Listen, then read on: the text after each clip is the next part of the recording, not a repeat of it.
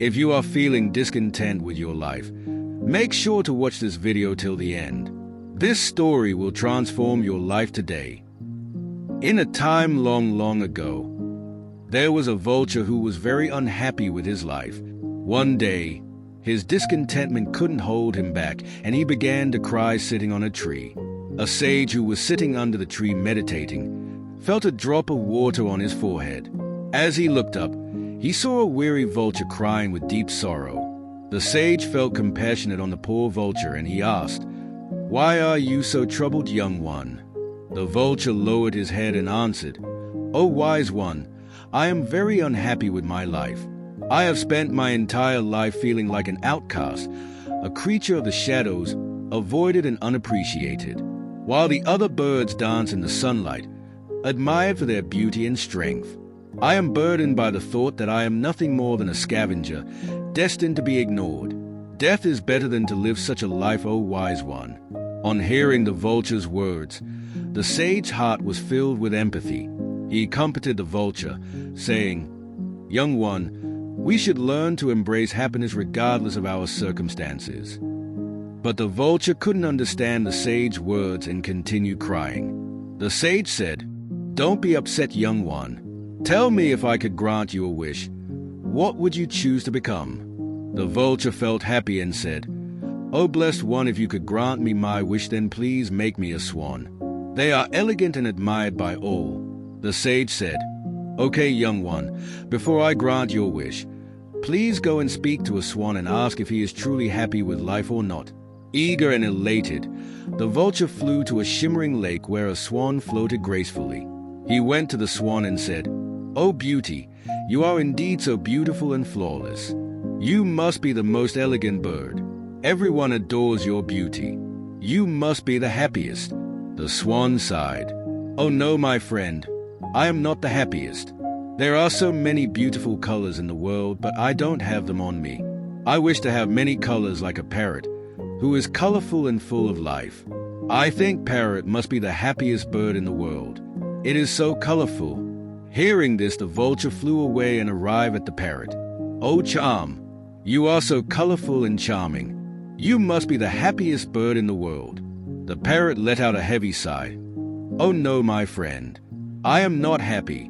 Because of my beauty, people keep parrots in cages.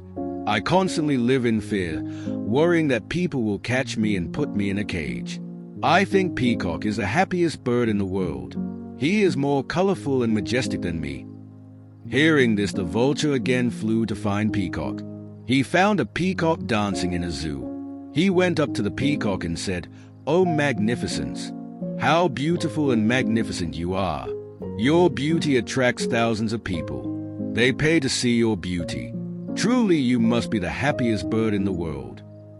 The peacock deeply exhaled and spoke, "Oh dear, I always thought I was the most beautiful and happiest bird in the world, but because of my beauty, I am always confined in the zoo, surrounded by fences all around. Also, when people pluck my beautiful feathers and sells them for decorative things, it pains me and hurts me a lot. I am not happy, dear friend. I envy the eagle, who soars freely through the sky. I think the eagle must be most powerful, free, and happiest bird of all."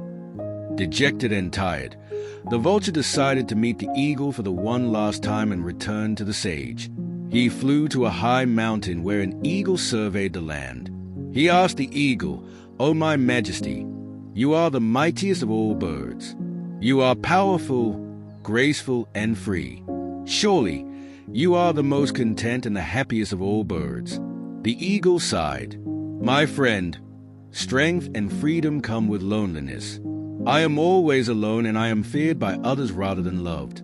I have been thinking for quite some time that it is hard to be an eagle. I have wondered if I could be a vulture. I would be free to live among others without constant struggle to hunt for food every day." The vulture gasped, "A vulture? Like me? But I thought I was the most insignificant of all." Feeling perplexed and confused, the vulture flew away. Before the vulture could return to the sage, he met a hornbill resting on a thick branch. The hornbill greeted him warmly. "You seem troubled. What is on your mind?" The vulture hesitated. I have been searching for happiness, thinking that being someone else would make me feel worthy. The hornbill smiled. Every bird has a purpose. I help plant seeds across the jungle. You help keep the ecosystem clean.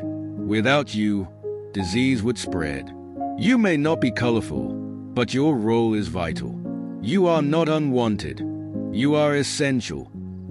The vulture returned to the sage with newfound understanding. Oh, wise one, I see now. I don't need to be anyone else. I am enough as I am, and then he flew away. Dear friends, true happiness does not come from trying to be someone else, but from embracing our unique qualities and purpose.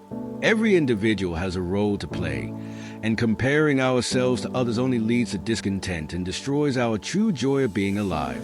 Instead of longing for what others have, we should recognize and appreciate our own worth. Self-acceptance is a key to a fulfilling and meaningful life. Take a moment to reflect on your strengths and the positive impact you have on the world. Stop comparing yourself to others and start valuing your own journey. Embrace yourself. Find joy in your uniqueness and live a life of contentment and purpose. Only then you will become the happiest person in the world. Thanks for watching. Always stay blessed.